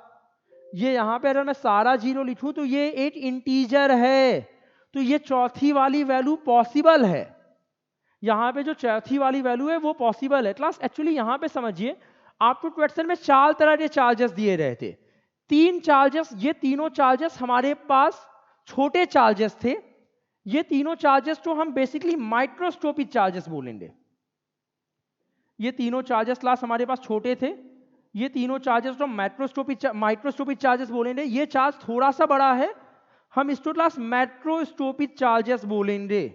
हम इसको क्या बोलेंगे? मैक्रोस्कोपिक चार्जेस बोलेंगे। इससे रिलेटेड क्लास हमारा अगला कंसेप्ट है क्लास, हमसे ये एक हमारा एक्सप्लेनेशन क्लास यहाँ पे है कि क्लास पहला चीज तो आपको समझ आना चाहिए, फिजिक्स में क्वांटाइजेशन ऑफ चार्ज सिर्फ हम फिजिक्स में नहीं, इलेक्ट्रो चार्जेस में नहीं पढ़ते। क्वांटाइजेशन ऑफ चार्जेस बहुत सारी सिचुएशन है जहां पे हम क्वांटाइजेशन ऑफ चार्जेस को पढ़ते हैं। दूसरा क्लास, क्वांटाइजेशन ऑफ चार्जेस जो है सबसे पहले किसने दिया था? क्वांटाइजेशन ऑफ चार्जेस और सबसे पहले क्लास मिल्कमैन ने दिया था, बट इसको जो डिस्कवर किया था फ्राडे ने डिस्कवर किया था। आप इलेक्ट्रोकेमिस्ट्री में पढ़ोगे, हमारे पास एक होता है लॉ ऑफ इलेक्ट्रोलिसिस, वो डिस्कवर करते टाइम फ्राडे ने क्वांटाइजेशन ऑफ चार्ज को डिस्कवर किया था, बट इसको जो प्रूव किया था वो मिलिकन ने प्रूव किया था 1912 में। आप नाम याद रखिएगा, सबसे पहले प्रूव मिलिकन ने किया था, बट फाउंड किसने किया था? फ्राडे ने फाउंड किया था। क्लास मैं आपको एक टॉपिक ये समझा रहा था, पिछला जो मैंने एक क्वेश्चन यहाँ पे लिया था क्लास ये यही लिया था। यहाँ पे मेरे पास 4 चार्जेस थे, 3 में क्वांटाइजेशन ऑफ, इसमें पॉसिबल था, इसमें पॉसिबल था, इसमें नहीं पॉसिबल था, इसमें पॉसिबल था, बट मैंने इस चार्ज को मैक्रोस्कोपिक चार्जेस बोला था। थोड़ा वेट कीजिए, मैक्रोस्कोपिक चार्जेस से रिलेटेड एक चीज समझानी है, जल्दी देखिएगा प्लीज। क्लास हम ये हमारे पास क्लास एनसीईआरटी में क्वेश्चन भी है हमारे पास कि क्लास जो हमारे पास क्वांटाइजेशन ऑफ चार्जेस है हम इसको इग्नोर कर सकते हैं जब हम मैक्रोस्कोपिक चार्जेस पढ़ेंगे। क्या पढ़ेंगे? अगर हम मैक्रोस्कोपिक चार्जेस पढ़ेंगे तो हम क्वांटाइजेशन ऑफ चार्जेस को इग्नोर कर सकते हैं। पहले समझेंगे क्लास मैक्रोस्कोपिक चार्जेस क्या होता है। क्लास 8 इलेक्ट्रॉन पे चार्ज कितना है? आपने पढ़ा क्लास 1.6 इंटू 10⁻⁻⁹ कूलम। अगर आप कोई भी एक चार्ज लेते हो जो इससे बड़ा है, जैसे क्लास अगर आप 8 माइक्रो कूलम भी क्यों ना लोगे, तो माइक्रो मतलब कितना है? 10⁻⁻6 कूलम, तो ये इससे 10⁻13 टाइम्स बड़ा है। तो 8 माइक्रो कूलम मेरे पास मैक्रोस्कोपिक चार्ज रहेगा। अगर मैं सिर्फ 8 कूलम लिख दूं ना तो भी ये मैक्रोस्कोपिक चार्ज है। मैं 4 माइक्रो कूलम लिख दूं, मैक्रोस्कोपिक ही है। 4 कूलम लिख दूं, ये सब मैक्रोस्कोपिक चार्जेस। ये क्या है? 8 इलेक्ट्रॉन के चार्जेस से बहुत बड़े हैं। तो क्वांटाइजेशन ऑफ चार्जेस को हम नेगलेक्ट कर सकते हैं जब हम क्या पढ़ेंगे? अगर हम माइक्रोस्कोपिक चार्जेस पढ़ेंगे तो हम क्वांटाइजेशन ऑफ चार्जेस को नेगलेक्ट कर सकते हैं। पहली चीज तो क्लास ये समझ आनी चाहिए, ये तो मैंने समझा दिया क्लास। जैसे हमने ये तो समझ लिया कि 8 इलेक्ट्रॉन पे चार्ज इतना होता है, 8 माइक्रोकूलम चार्जेस तो हम क्या मान सकते हैं, इसमें जो चार्जेस है ना वो 10 का पावर 13 टाइम्स ज्यादा है। यहां देखिए 8 माइक्रोकूलम पे चार्ज 10 का पावर -16 -6, इलेक्ट्रॉन पे चार्ज -19। तो 8 माइक्रोकूलम को भी आप क्या मान सकते हो, 8 माइक्रोकूलम को भी आप माइक्रोस्कोपिक चार्जेस मान सकते हो। जब हम माइक्रोस्कोपिक चार्ज पढ़ेंगे तो हम क्वांटाइजेशन ऑफ चार्ज आप लगाइए ना लगाइए फर्क नहीं पड़ता है। ये हमारे पास एनसीईआरटी में क्वेश्चन नंबर 1.4b में पूछा है। क्या है क्लास, थोड़ा समझिए क्लास। जो हमने क्वेश्चन किया था अभी थोड़ी देर पहले, याद हो रहा, Q टू एनी लिखे थे, मैंने आपको बोला था 4 कूलम चार्ज पॉसिबल है कि नहीं, तो आपने सॉल्व किया था। यहां लिखा था 1.6 इंटू 10⁻⁻19 कूलम। एन की जब वैल्यू निकाले थे तो ये 4 डिवाइड बाई 1.6 इंटू 10⁻19 आया था, जो कि क्लास सॉल्व करके 2.5 इंटू 10⁻19 था।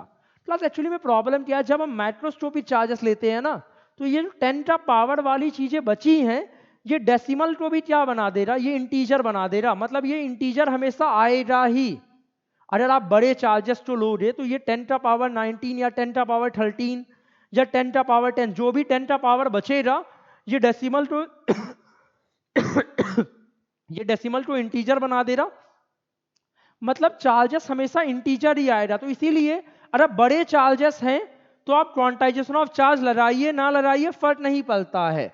आप फिर से याद, अरे बड़े चार्जेस मतलब किसके तुलना में बड़े, 8 इलेक्ट्रॉन के चार्ज के तुलना में अगर बहुत बड़ा चार्ज आपके पास दिया है तो आप क्वांटाइजेशन ऑफ चार्जेस को नेगलेक्ट कर सकते हो। क्यों नेगलेक्ट करेंगे क्लास, रीजन हमसे पूछा है तो क्लास आप यही बोलोगे क्लास मैक्रोस्कोपिक लेवल पे हम जो चार्जेस की बात करते हैं वो इनॉर्मस है या बड़ा है किसके तुलना में, 8 इलेक्ट्रॉन के चार्ज के तुलना में। जो मेरे पास नंबर ऑफ इलेक्ट्रॉन है ना, ये जो n की वैल्यू है ये हमेशा इंटीजर ही आ जाता है। जो 10 का पावर बचेगा वो n को हमेशा इंटीजर बना दे रहा है। इसलिए चाहे आप क्वांटाइजेशन ऑफ चार्ज लगाइए चाहे आप क्वांटाइजेशन ऑफ चार्ज ना लगाइए फर्क नहीं पड़ेगा। आपको ये सारी चीजें याद होनी चाहिए क्लास। चाहे आप क्वांटाइजेशन ऑफ चार्ज लगाइए चाहे आप ना लगाइए फर्क नहीं पड़ेगा। तो आपको ये याद होना चाहिए मैक्रोस्कोपिक लेवल पे आप क्वांटाइजेशन ऑफ चार्जेस को नेगलेक्ट कर सकते हैं। आज से क्लास हम लास्ट टॉपिक पढ़ने जा रहे हैं जो हमारे पास है class unit and dimension of electric charges. Class electric charges की हमारे पास 2 यूनिट होती है। एक हमारे पास होती है जिसको हम कहते हैं एसआई यूनिट, दूसरी हमारे पास होती है क्लास जिसको हम कहते हैं CGS unit. SI unit class हम तब से पढ़ते आ रहे हैं, आपको पता है क्लास जो हमारे पास एसआई यूनिट चार्ज का है वो कूलम है। जो हमारे पास सीजीएस यूनिट होती है चार्ज की क्लास वो ईएससी होती है। ईएसयू स्टैंड्स फॉर इलेक्ट्रोस्टैटिक यूनिट। जो हमारे पास सीजीएस यूनिट होती है चार्ज की क्लास वो ईएससी होती है। ईएसयू का मतलब इलेक्ट्रोस्टैटिक यूनिट। क्लास जो 1 कूलम होता है वो 3 इंटू 10⁻9 ईएससी होता है, याद रखिएगा। क्लास अगर चार्जेस के डायमेंशन की बात है कैसे निकालेंगे, क्लास हमने फॉर्मूला पढ़ा है कि करंट जो होता है ये चार्ज अपॉन टाइम होता है, हमने 10th में पढ़ा है। अगर नहीं पढ़ा है तो हम करंट इलेक्ट्रिसिटी चैप्टर में दोबारा पढ़ लेंगे। तो Q कितना हो जाएगा हमारे पास, जो Q हो जाएगा वो I इंटू टी हो जाएगा। तो चार्ज का डायमेंशन लिखना है तो करंट का डायमेंशन इंटू टाइम का डायमेंशन। हमें पता है कि करंट का डायमेंशन एम्पियर होता है, टाइम का डायमेंशन हमारे पास कैपिटल टी होता है। तो जो चार्ज का डायमेंशन हो रहा है वो बेसिकली A इंटू टी होगा। जो चार्ज का हमारे पास डायमेंशन हो रहा क्लास वो आपको क्लियर होना चाहिए। वो क्या होगा, आपको क्लियर होना चाहिए जो हमारे पास चार्ज का डायमेंशन हो रहा है बेसिकली A इंटू टी ही होगा। इतना सबको क्लियर होना चाहिए। जो हमारे पास चार्ज का डायमेंशन हो रहा वो बेसिकली क्लास हमारे पास A इंटू टी हो रहा है। क्लास हमने लगभग सारी टॉपिक पढ़ ली है। आज की क्लास हम यहाँ पे एंड करते हैं। We will begin with the next class.